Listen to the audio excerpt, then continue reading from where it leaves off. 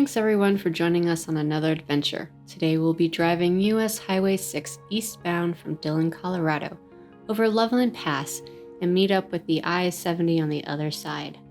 This is the third video in our new continuing series about amazing roads around the country.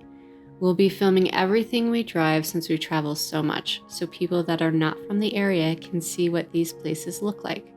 So if you like what you see, please hit the like and subscribe button. We will have a few pictures from this road at the end of the video. I-70 is just to our left, but we will be going over Loveland Pass rather than going through the mountain. If you take I-70, you will end up going through Eisenhour Tunnel, and at an elevation of 11,158 feet and a length of 1.7 miles, it is the highest point and longest tunnel in the U.S.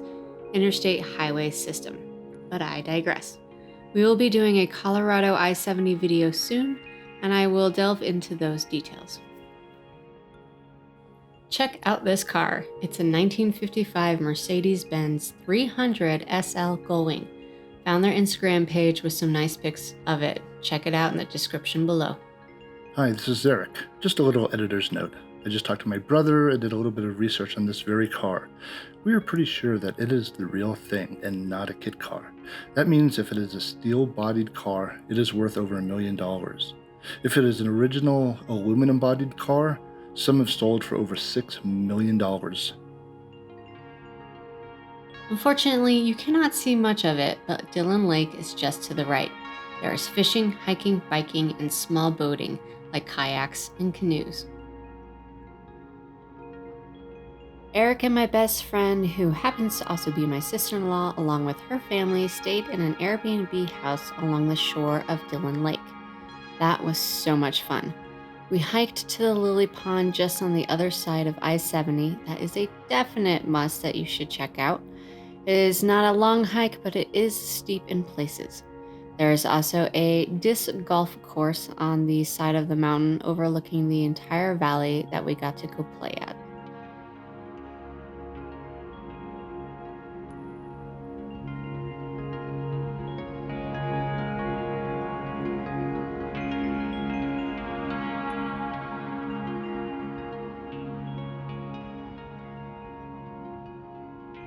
As we pass Keystone will be the beginning of the pass. So many wonderful ski areas in this part of Colorado. You have Loveland, Arapahoe Basin, Breckenridge, Keystone, and then Copper Mountain just a little further up I-70. We will keep the video speed slower for the remainder of the video so you can get a better view of this wonderful road.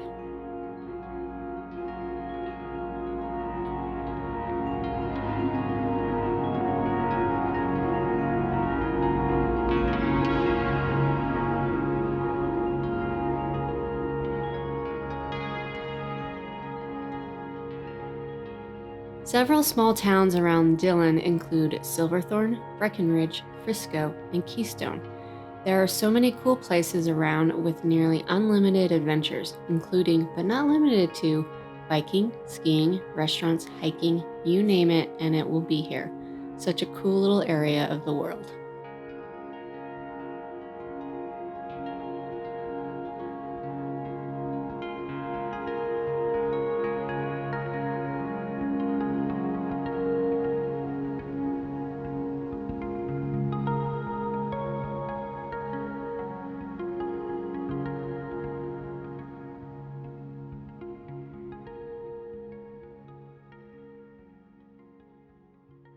Not much to see, but to the left, somewhere along the stretch of the highway, there is a small pipe sticking out of the side of the mountain with water streaming out of it.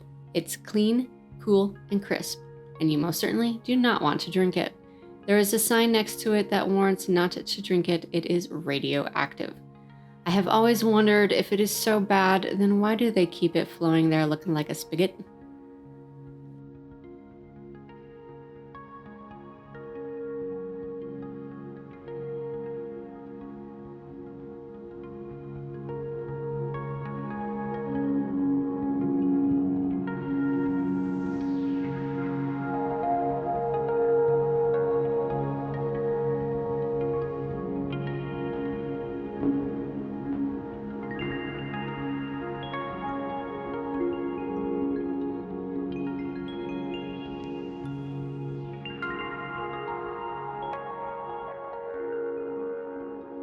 If you see bare spots on the mountain like here on the left, that is an avalanche chute. The avalanches come down the mountain with so much force that not even trees can stand a chance. And over the years, there are just not any trees where avalanches happen regularly. Sometimes there are similar looking bare areas that are caused by rock slides, but those are pretty rare.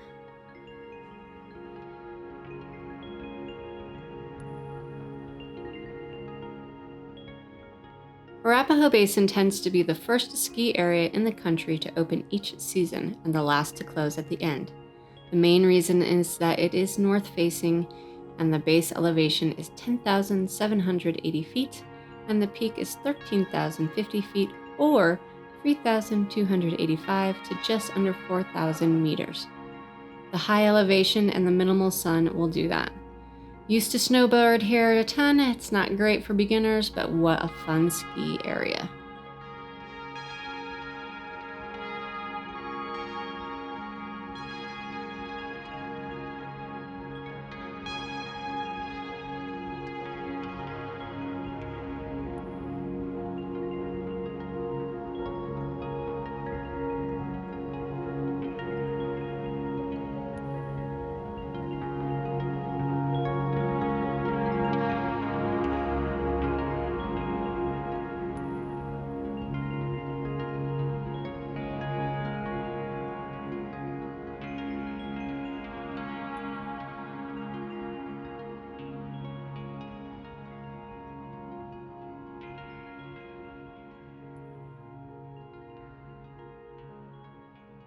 As you see fewer and fewer trees, that is called the tree line. Trees cannot survive at super high elevations. The tree line is the edge of the habitat at which trees are capable of growing. It is found at a high elevation and high latitudes. Beyond the tree line, trees cannot tolerate the environmental conditions, usually cold temperatures, extreme snowpack, or an associated lack of available moisture. The tree line at this latitude is about 11,500 feet, or 3,505 meters.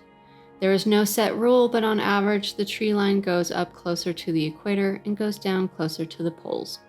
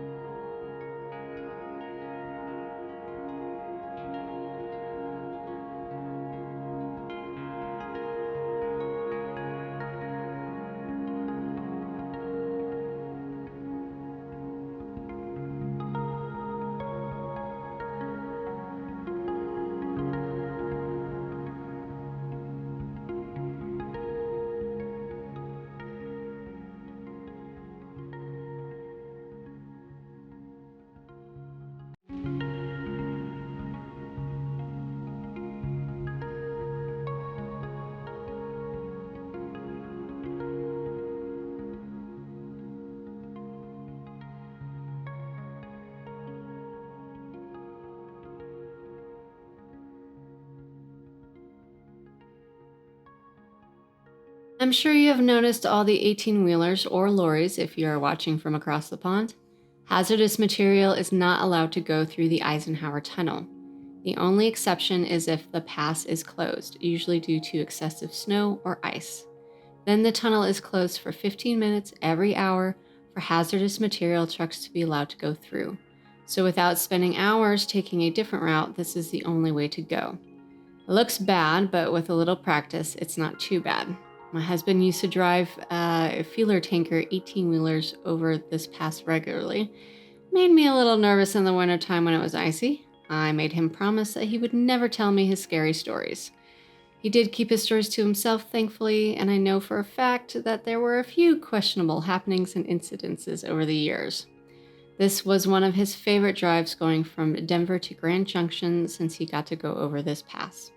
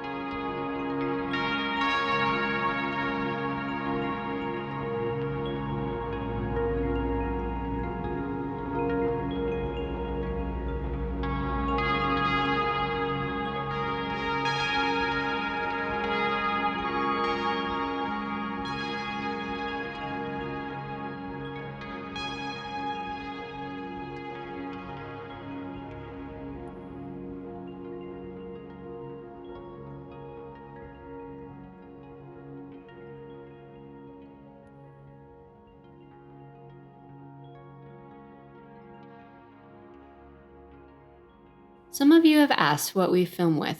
We are using a Samsung Galaxy Note 8.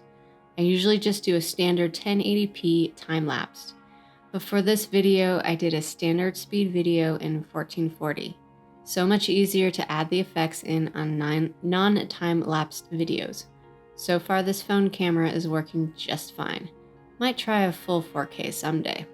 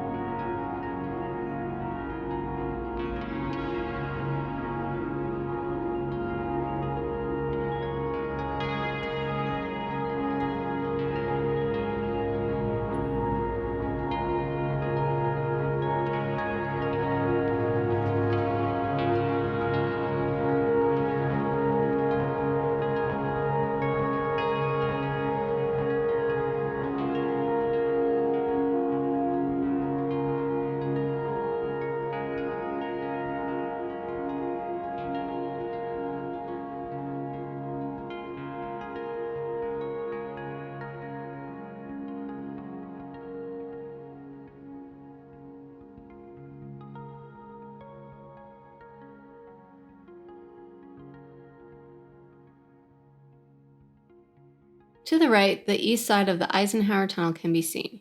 You can only just make it out in the video, but only for a second. Stick around just a little longer and we will have some pictures. We are getting pretty close to the end.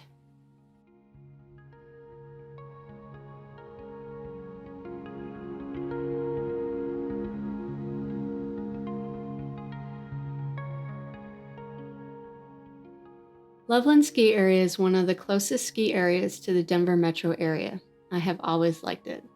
There are ski runs for everyone, from green to black and everywhere in between. It is not a resort, so no one lives here. It is only open during the winter. Some of the other ski areas in the state try to remain open year-round. They will cater to mountain bikers, hikers, and anyone for any reason that wants to go to the top. We have done that a few times during non-winter time, and wow, is it beautiful at the top. Unfortunately, we missed the main time frame of the colors changing in the mountains. Regardless, it is still an amazing and beautiful road to drive any time of the year. If you are ever driving through Colorado along I-70, you should take this detour over Loveland Pass. And back to the traffic of I-70. This here is due to construction taking 3 lanes down to 1, but I-70 tends to have heavy traffic most of the year. Winter is the worst on the weekends due to people going skiing. Summer is also pretty bad as well due to it just being a wonderful experience being in the mountains away from the heat of the plains. As for spring and fall, it's not too bad, especially if you can make it during the week.